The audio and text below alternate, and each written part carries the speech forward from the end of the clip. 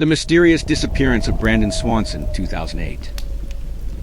A true case that still terrifies investigators. The night everything changed. May 14th, 2008. 19-year-old Brandon Swanson had just finished his first year of college. He celebrated with classmates in the small Minnesota town of Canby, just a few miles from where he lived with his parents in Marshall. Friends said he had one or two drinks, not enough to impair him. He left around midnight, completely normal, completely sober, and completely unaware that his final phone call was about to become one of the most disturbing mysteries in American history. 1:54 a.m., the call. Brandon accidentally drove his Chevy Lumina off a rural gravel road and into a ditch. In that part of Minnesota, the land is flat, dark, and full of identical dirt roads stretching for miles. He wasn't hurt, and the car wasn't badly damaged, but the wheels were stuck. So he called his parents. His voice was calm as he said, "I'm near Lind. I drove into a ditch. Can you come get me?" He told them he could see lights in the distance, which he believed were from the nearby town. His parents got in their car and drove out. They reached the exact spot he described, but Brandon wasn't there. The phone call that haunts. His parents stayed on the phone with him for 47 minutes. Brandon insisted he was exactly where he believed himself to be. He told them, "I'm right here. You should see me waving my lights." But his parents saw only darkness, no lights, no silhouette, no car. Brandon then said he would start walking toward the town of Lind, following the distant glow he believed was coming from the main street lights. His dad stayed on the line, trying to keep him calm. As Brandon walked, he described gravel roads, fences, and occasionally the sound of water nearby, but the details didn't match where he thought he was. Authorities later proved that Brandon was actually near Taunton, not Lind. He was over 20 miles off from where he believed he was. This is what still confuses investigators. Brandon grew up in this area. He knew these roads. Yet somehow, he was completely disoriented, as if the terrain had changed around him. The final moments. After nearly an hour, Brandon's tone suddenly changed. He said, "Hold on, I think I hit a fence. Wait." Then his father heard sudden movement, footsteps, the sound of rustling vegetation. And Brandon gasped. "Oh, shh." The call ended instantly. Not disconnected. Not hung up. Just dead. His parents tried calling back over 15 times. The phone kept ringing until morning, meaning it still had power, but no one ever answered. Authorities began searching the next day. When they finally found his car, it was nowhere near Lind. It was stuck on the edge of a field access road by Taunton. Footprints were discovered leading away toward a grassy field and a creek bed. Then the tracks vanished. Cadaver dogs followed a scent to the Yellow Medicine River, but divers found nothing. No clothing, no phone, no remains. Even more disturbingly, dogs tracked his scent on the other side of the river, meaning Brandon likely crossed successfully and kept walking. But after that, the trail completely stopped. Years of searches turned up nothing. No bones, no personal items, no sign of wildlife disturbance. It was as if Brandon walked off the edge of the world. Why the case terrifies investigators. Several things about this disappearance make it uniquely chilling. 1. Brandon knew the area extremely well. He grew up on these roads, yet he was miles off from where he thought he was. 2. The phone never reconnected. It didn't break contact from low battery or a drop. It ended abruptly. 3. He sounded startled, not injured. His final "oh shit" indicated sudden shock, not drowning or slipping. 4. He crossed the river. This proves he was alive for hours after leaving the car. 5. No trace was ever found. Even farmland eventually reveals remains, but here, nothing after 16 years. Theories. People have speculated. He fell into a hidden well or sinkhole. MN farmland has abandoned wells and holes obscured by vegetation. hypothermia, disorientation, but he showed no slurred speech, confusion, or irrational behavior. Animal attack, but there would have been clothing or bones. Someone intercepted him, but there was no vehicle noise, no voices. Sudden terrain collapse. Unstable ground near the river has swallowed farm equipment before. None of these fully explain the instant phone loss or the total disappearance of every item on his body. The last unknown moment. Investigators still replay the audio and transcripts. A 47-minute call. Calm conversation. Walking through the dark. Talking about school and future plans. Then a gasp, one shocked curse. And Brandon Swanson was gone forever. Not a single confirmed clue has surfaced since that night. The Vanishing of Paula Jean Welden, 1946. A true missing person case that still has no logical explanation. The girl who walked into the woods and never came out. Paula Jean Welden was an 18-year-old sophomore at Bennington College, a quiet, friendly student with no history of problems, no enemies, and no reason to disappear. On December 1st, 1946, she told her roommate she wanted to go for a hike along the Long Trail, a popular route that passed near the college. She didn't take no extra clothes, no wallet, no food, not even a coat thick enough for winter. She simply put on red wool jacket, jeans, and set off. She never returned. And what makes the story terrifying is how many people saw her. Until suddenly, no one did. The last confirmed sightings. Multiple witnesses along Route 67A saw Paula walking alone. A worker clearing brush said she approached the start of the Long Trail. An older couple hiking behind her said she turned a corner and was never seen again. She didn't scream. She didn't run. She didn't talk to anyone. She simply walked around a bend in the trail and vanished from reality. The massive search. When Paula didn't return that night, her college informed authorities. Over the next few days, police, firefighters, soldiers from Fort Devens, hundreds of volunteers searched the forest non-stop. But the forest seemed to swallow her.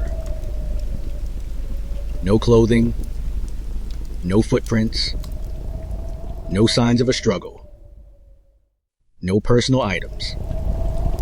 Search dogs lost her scent almost immediately. A desperate, directionless search spread through the mountains, swamps, caves, and abandoned cabins. One cavern, called the Hell Hollow, was so dangerous and maze-like that locals refused to enter it at night. Even in places where a body should have easily been found, there was nothing. The infamous red jacket theory. Paula's red coat should have been easy to spot in a winter forest. Multiple aircraft searched from above, and no red signal was ever found. To this day, no shred of red fabric has ever appeared. This is one of the key reasons her case is considered supernatural, paranormal, or inexplicable by some researchers. The strangest part, she wasn't the first to vanish. Historically, the Bennington area has a dark pattern of disappearances. 1945. A man named Mitty Rivers vanished on the same trail. 1949. A veteran disappeared, only his footprints remaining. 1950. An 8-year-old boy vanished from a moving truck. 1950. A woman disappeared, later found in an area previously searched. Paula's case became so famous that it sparked the creation of the Vermont State Police, because local law enforcement was overwhelmed by the mystery. The region later became known as the Bennington Triangle, infamous for vanishings, strange lights, and unexplained phenomena. The Man in the Market, a creepy league. A gas station owner in Massachusetts, 30 miles away, told police that a young woman resembling Paula came to his shop days after she disappeared. She was with a strange man who was verbally abusive. He said she seemed disoriented, scared, possibly crying. But the man and woman left before he could confirm anything. Police chased the lead, but it went nowhere. The woman was never identified. The man was never found. If it was Paula, she vanished again. The mysterious lumberjack theory. A local man, a lumberjack drifter, became a suspect after allegedly bragging in a bar that he knew what happened to Paula. Rumors claimed he guided police to a spot in the woods where he said her body lay. But nothing was found. Authorities could never prove he was involved. But they also could never clear him. Theories behind the disappearance. Paula's disappearance is still debated by investigators and paranormal researchers. 1. She got lost and died in the woods, but no remains were ever found in 78 years. 2. Abduction, extremely unlikely on a mountain trail crowded with hikers at the time. 3. Voluntary disappearance. She left all her belongings behind, no signs of emotional distress. 4. Animal attack. Searchers would have found clothing, bones, blood, something. 5. Fell into a concealed well, mine shaft, or cave. The area is full of hidden pits covered by snow or leaves. 6. Paranormal explanations. Locals have long claimed strange lights are seen at night, compass malfunctions, sudden dead zones of sound. People hear voices calling from the forest. Some believe Paula walked into one of the Bennington Triangle's silent zones, a place where people go missing instantly and completely. Why this case terrifies people. Paula walked into a populated trail that many hikers use daily. Witnesses saw her clearly. She was calm, confident, and simply hiking. And then, in less than 60 seconds, she was gone. No one heard a shout. No one saw movement. No one found a trace. The mountain kept her secret. The strange and terrifying disappearance of Lars Mittank, 2014. A real case that has left experts, pilots, doctors, and investigators baffled for a decade. The vacation that turned into a nightmare. Lars Joachim Mittank was a 28-year-old German man from Itzehoe. In June 2014, he took a vacation with friends to Golden Sands, Bulgaria, a well-known beach resort. For the first few days, everything was normal. Lars swam, he drank lightly, he hung out at the beach and clubs, his friends said he was happy, relaxed, and totally normal, but everything changed on June 30th. The fight. Lars got into a brief argument with a group of men, believed to be football soccer fans, over team rivalries. The confrontation wasn't severe, but Lars was punched once in the head. At a small clinic, a doctor diagnosed a perforated eardrum plus mild jaw injury. He prescribed cephalosporin, antibiotic. Pain medication. Advised Lars not to fly for a few days. His friends had to return home, but Lars insisted they leave without him. He rented a cheap hotel room near the airport. This was the last moment he was seen acting normal. The hotel room incident. The change begins. What happened in the hours after he checked into Hotel Color is the core of the mystery. Staff later reported chilling behavior. Lars appeared paranoid. He paced the hallways. He whispered, "They want to kill me." He hid in the hotel elevator.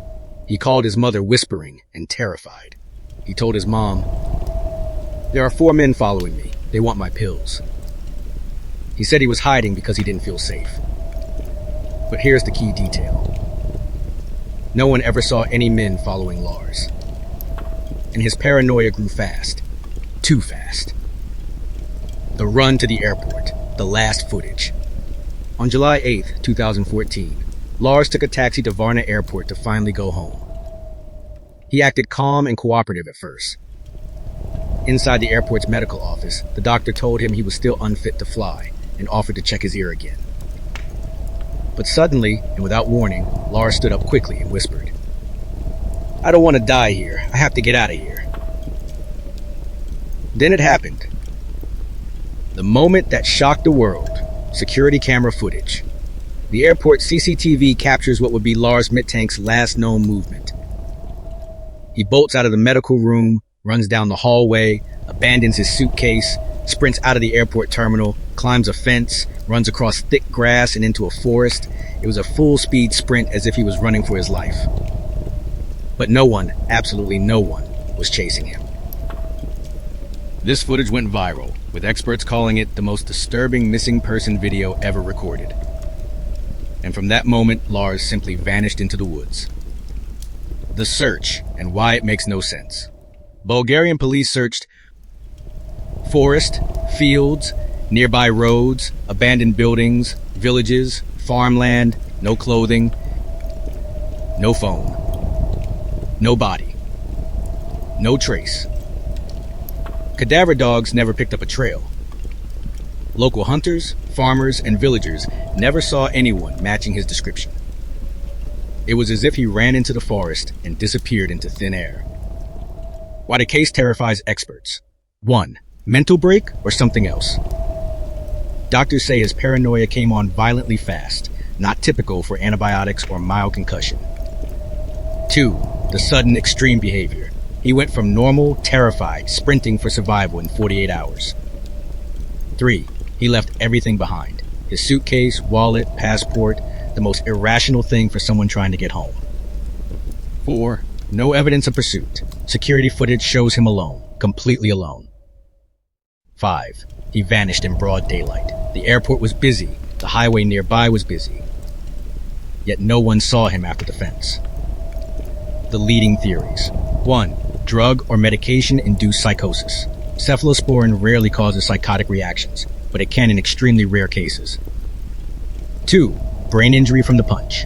A traumatic brain injury could cause paranoia or hallucinations. But why so sudden and intense? 3. Foul play. Some believe he was targeted, he was being watched. Traffickers or criminals were involved, but there is zero proof. 4. He ran until he collapsed. Heat, dehydration, or exhaustion could have overwhelmed him. But his body has never been found after 10 years. 5. Something or someone frightened him at the airport. Something we cannot see on cameras. This would explain the explosive fear response. The final and most haunting detail. The last call Lars ever made was to his mother, hours before arriving at the airport. He whispered, "What should I do? I don't feel safe. They're coming for me." His mother asked, "Who is coming for you, Lars?" Lars replied, "I can't tell you." And then the line went silent. The disappearance remains unsolved. No confirmed sightings, no remains, no belongings found, no digital trail, no official explanation. It is considered one of Europe's most mysterious vanishings.